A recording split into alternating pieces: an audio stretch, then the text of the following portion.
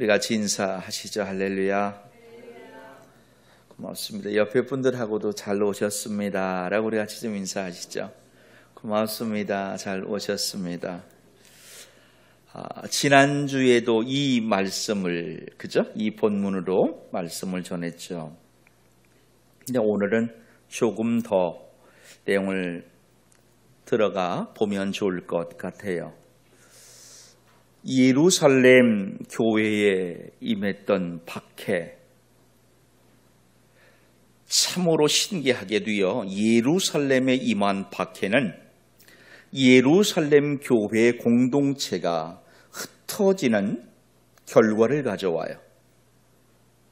그렇게 흩어진 성도들이요, 흩어진 그곳에 하나님의 교회를 세웁니다. 유대와 갈릴리, 사마리아에 이르기까지 복음을 전하는 동기가 되고 그곳에 교회가 세워지죠. 사도행전 9장 31절의 말씀을 보면은요, 그 이후에 세워진 교회들이 어떻게 보여지는지를 자세하게 기록해 놓고 있어요. 같이 한 번만 읽어볼까요? 그리하여 온 유대와 주를 경외함과 성령의 위로로 진행하여 수가 더 많아지니라. 아멘.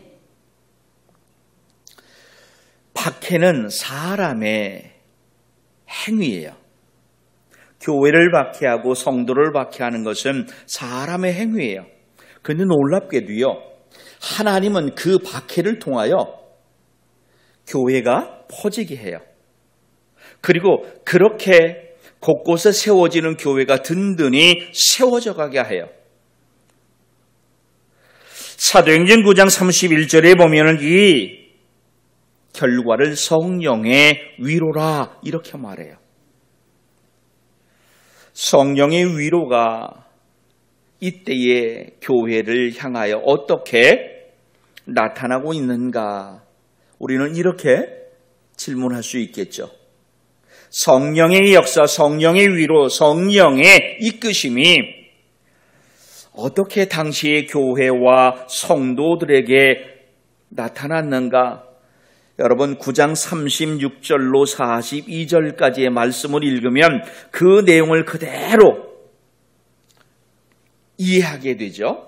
한번 또 읽어볼게요. 욥바에 다비다라 하는 여제자가 있으니 그 이름을 번역하면 도르가라. 선행과 구제하는 일이 심히 많더니 그때에 병들어 죽음에 시체를 씻어 다락에 누이니라.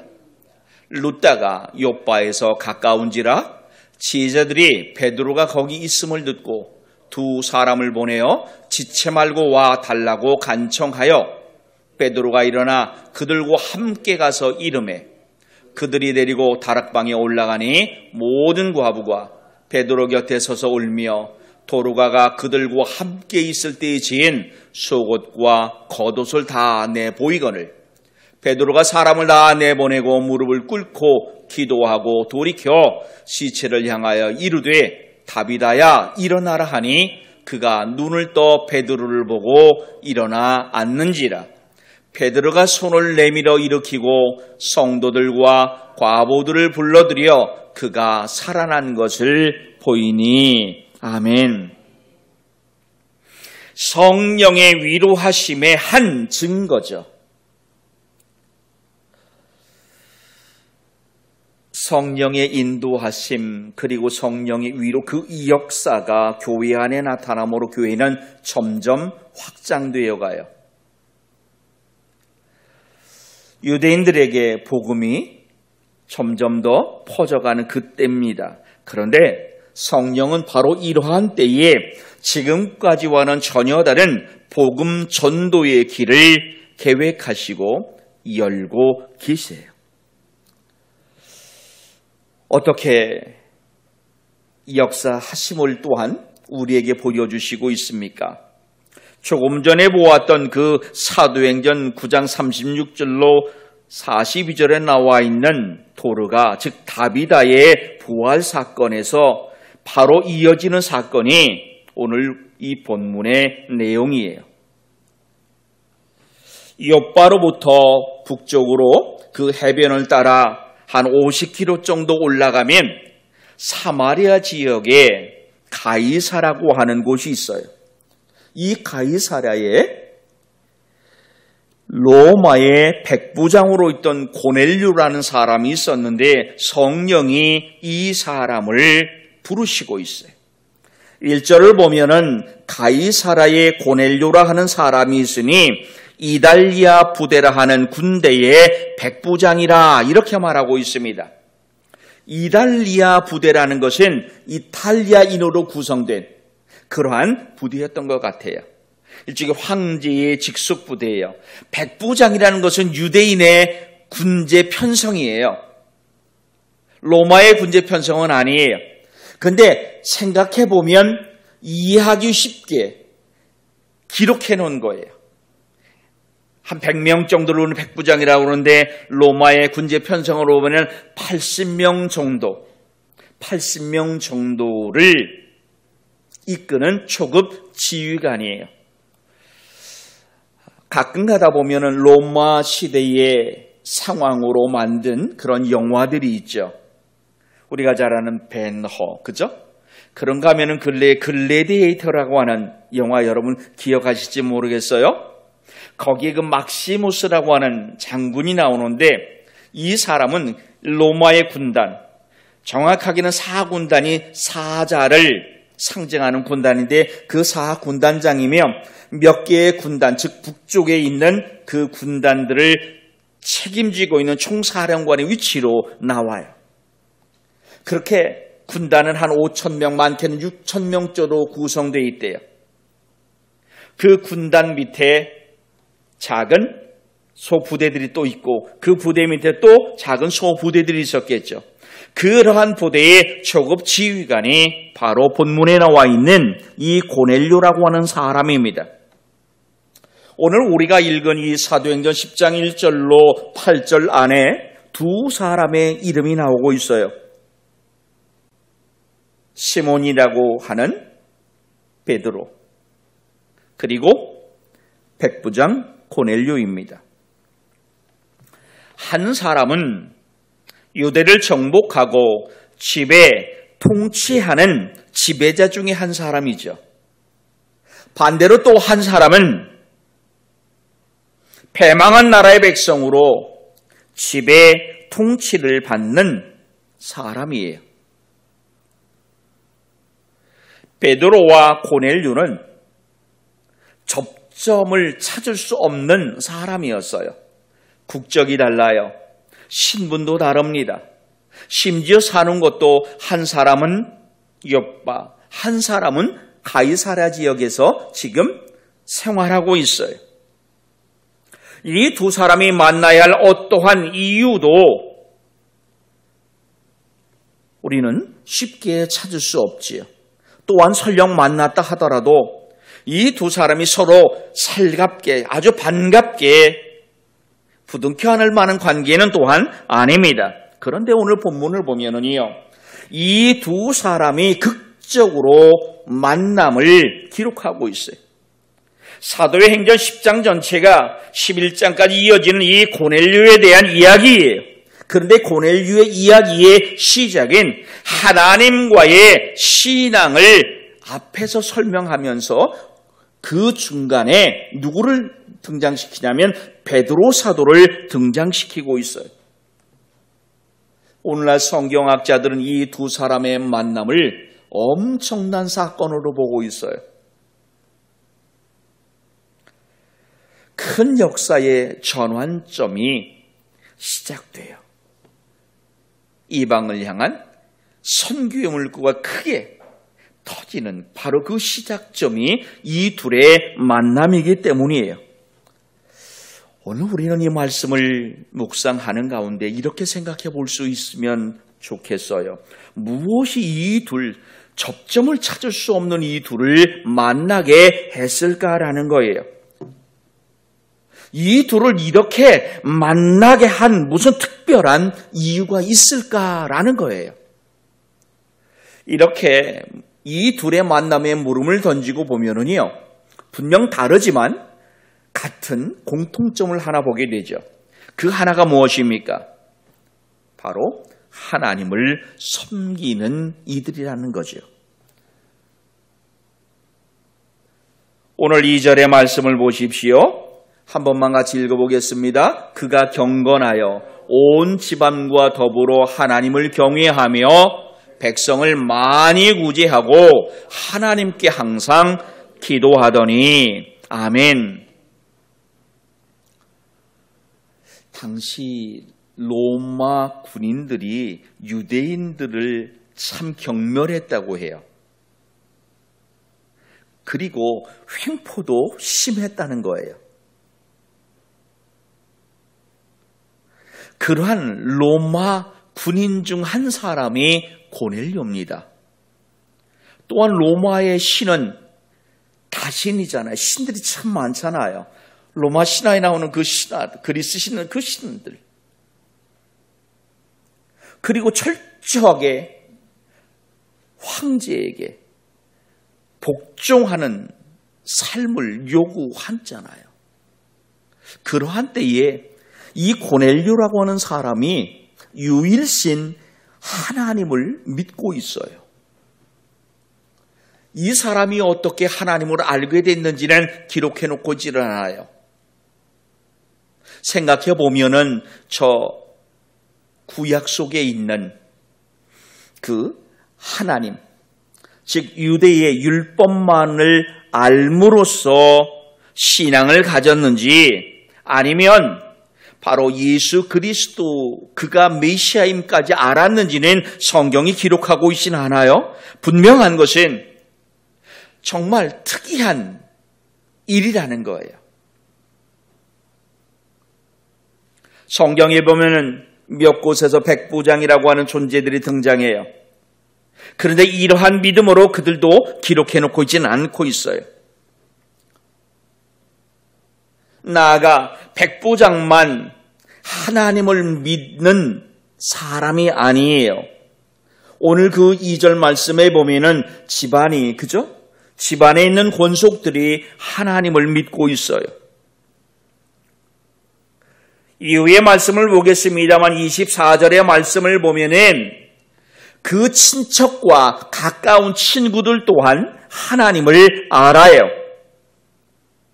그리고 7절 말씀을 보아도 집안의 하인들, 그죠? 그리고 그가 드리고 있는 부하들 중에도 하나님을 아는 사람이 있어요. 이렇게 본다면 고넬료의 이 경건함이 이 사람들에게 영향을 미친 것 같아요.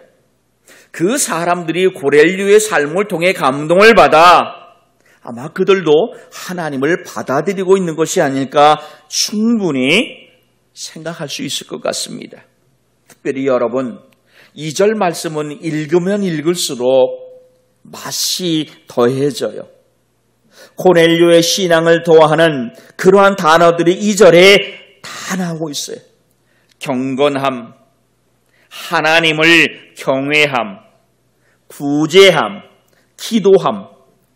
사실 여러분, 경건하다는 것, 하나님을 경외한다는 것, 구제한다는 것, 그리고 기도한다는 것은 이 땅에서 하나님 백성으로 살아가는 우리 성도된 그리스도인에게 드러나야 할 삶의 모습인 거죠. 그것이 이방인에게서 보여지고 있다는 겁니다. 유대인이 아닌 이방인에게서 오늘 우리가 본을 삼아야 할 성도의 모습을 발견하게 되는 것이에요. 이 단을 통해 고넬료의 믿음이 어떠했는가는 충분히 추정해 볼 수 있어요. 그리고 하나님은 우리의 생각과 다르지 않아요. 이러한 고넬료의 믿음을 인정해 주시고 있어요. 그 인정함은 어떻게 나타나고 있습니까? 성령은 이를 이렇게 진행해 가시고 있네요. 예수님의 12사도 가운데 하나인 시몬 베드로 사도와 고넬료를 만나 서로 교통하게 하신다는 겁니다.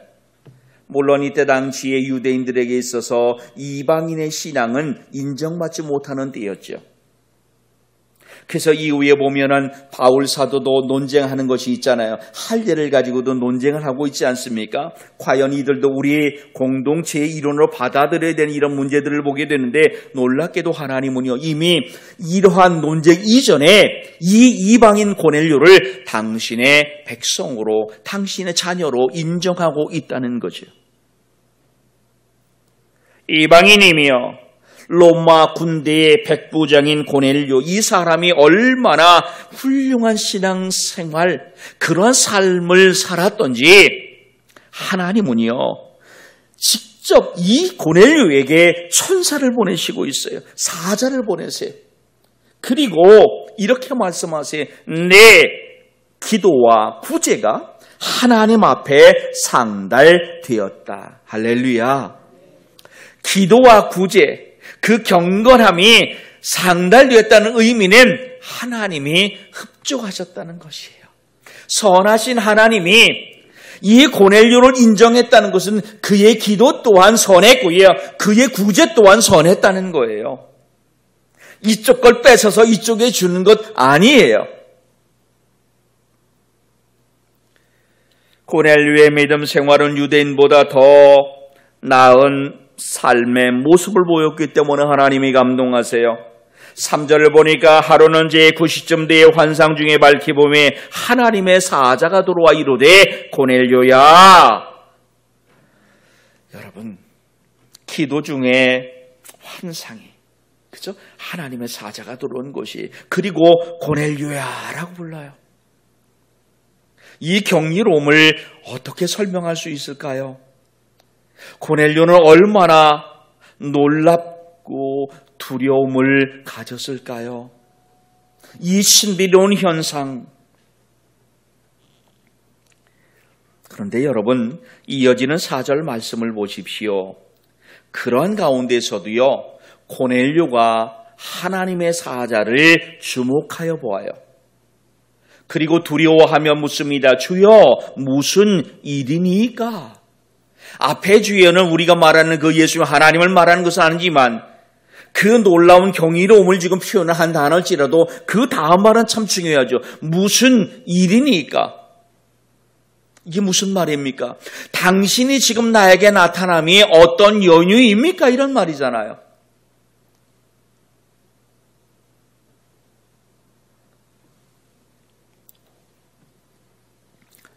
이 물음을 통해 고넬료는 자기를 향하신 하나님의 거룩한 계획을 기다릴 수가 있었던 것이죠. 그 정도로 고넬료의 신앙은 단단했어요. 아주 확고했어요.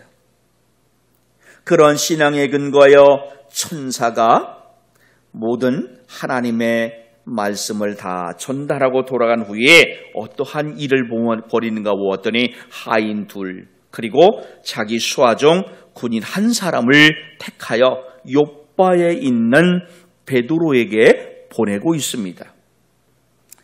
보낼 때에 그가 천사에게 드린 그 이야기를 그대로 이 사람들에게 전하고 있어요.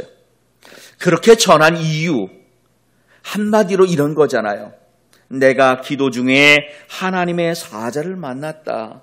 욥바라는 곳에 하나님의 제자, 예수님의 제자인 시몬 베드로라고 하는 사람이 있다. 그가 가죽 공예를 하고 있는 그런 시몬의 집에, 해변에 있는 시몬의 집에 있다. 이런 내용을 다 자세하게 말했을 것이에요. 이렇게 말한 이유는 하나예요. 이 세 사람, 하인 둘과 군인 한 사람, 그도 경건한 사람이라고 말했지만 여러분, 상관이 하는 얘기지만 얼마나 황당한 얘기로 들릴 수 있을까요? 그 말에 진위에 대한 확신을 주고 있는 거예요. 그가 지금 허무맹랑한 말을 그들에게 전하고 있는 것이 아님을 알게 하는 것이에요. 내가 경험한 그것이 사실임을 그들에게 확신하고 있는 것이에요. 그 확신을 가지고 고넬료는 이 사람들에게 이야기한 것이고 이 사람 또한 확신을 가지고 욥바로 내려가라 말하고 있는 것이. 그래 8절에 보면은 이렇게 말하잖아요. 이 일을 다 이루고 욥바로 보내니라. 아멘. 자, 지금까지의 고넬료의 삶을 우리가 보아요. 그리고 그의 판단력도 우리는 이 보는 말씀들을 통해서 보게 되지요. 이러한 고넬료의 삶, 고넬료의 모습을 통해서 우리는 신앙이 무엇인지를 다시 한번 배우게 됩니다. 신앙이라는 것은요, 막연한 것을 쫓아가는 것이 아니에요. 우리 삶에서 일어나는 실제적이고 구체적인 삶이라는 겁니다. 신앙은 과거의 현장에 있지 않아요. 미래에 있지도 않아요. 바로 이 시간 이 자리에 있는 것, 그게 신앙인 거예요.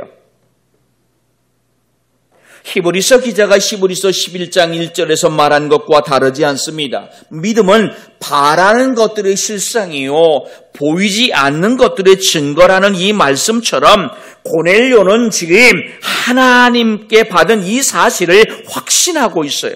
하나님의 사자가 전해준 그 말이 그에게는 확신이 되고 있는 것이, 그리고 그 확신은 지금 그 시간, 자기가 가지고 있는 그 현지의 시간에서 그대로 드러나고 있다는 겁니다. 그러므로 여러분, 믿음은요, 반드시 삶을 통해 드러나게 되어 있는 거예요. 그러므로 지금 나의 믿음은 바로 이 시간 예배를 통해 보여지게 되는 것과 다르지 않아요.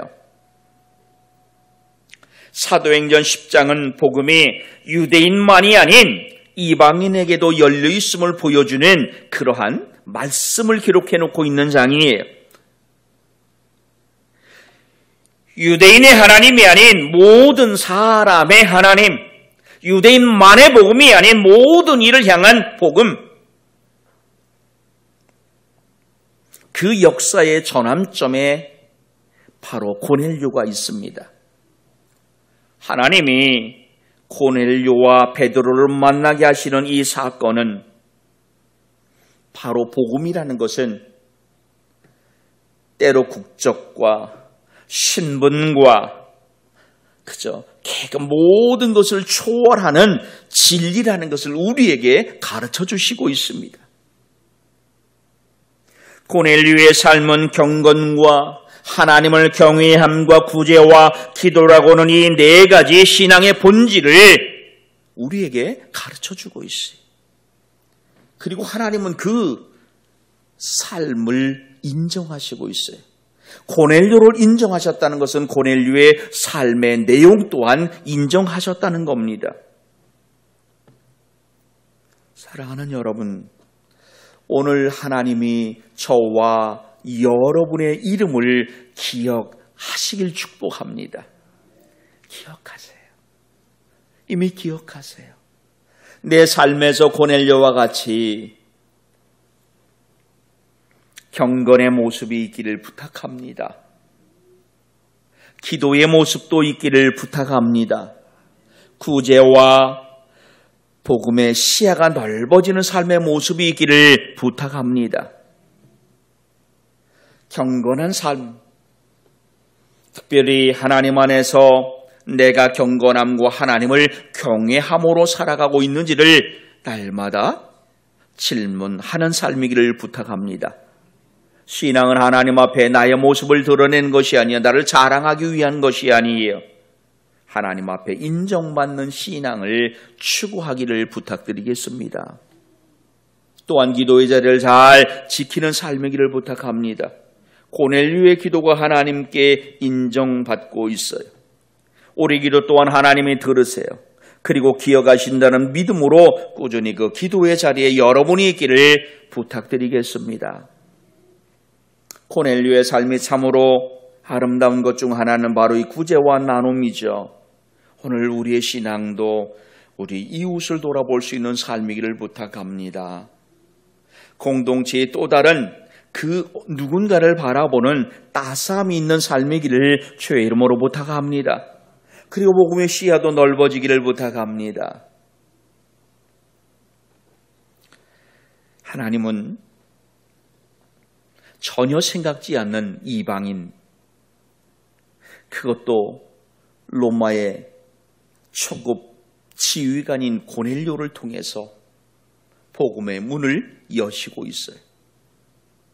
고넬료가 복음의 문을 잘 열 수 있도록 베드로를 붙여주시고 있는 거예요. 베드로 입장에서 보면은 하나님은 베드로를 통해 그리고 고넬료를 통해 복음의 문이 더 넓게 열려지기를 원하시고 계시는 것이, 그리고 그 일을 진행하고 계시는 것이, 고넬료는 하나님의 부르심을 입을 만한 사람이었어요. 하나님의 큰 구원의 계획에 중심에 세울 만한 사람이었어요. 그에게 놀랍게도 하나님을 향한 경외함이 있고요, 경건함이 있고요, 기도와 구제의 삶이 있어요. 오늘 우리는 고넬료를 통해서 복음은 모든 사람에게 차별 없이 임하는 하나님의 은혜임을 알게 되죠. 그 은혜를 우리가 받았어요. 사랑하는 여러분, 이 은혜를 붙드시기를 축복합니다. 이 복음의 은혜를 통해 오늘 여러분이 가진 이 복음의 은혜를 여러분 삶의 자리, 그것이 가정이든 직장이든 어느 곳이든 그곳에서 복음의 문을 여는 삶이기를 주의 이름으로 축복합니다. 기도합니다. 하나님, 복음이 차별 없이 이 마음을 봅니다. 하나님의 은혜를 붙들게 하시고 가정과 일터와 그리고 우리가 살아가는 세상 속에서 기도하는 사람, 구제하는 사람, 경건한 그리스도인, 하나님을 경외하는 그리스도인으로 살아가게 하옵소서. 예수님 이름으로 기도하옵나이다. 아멘.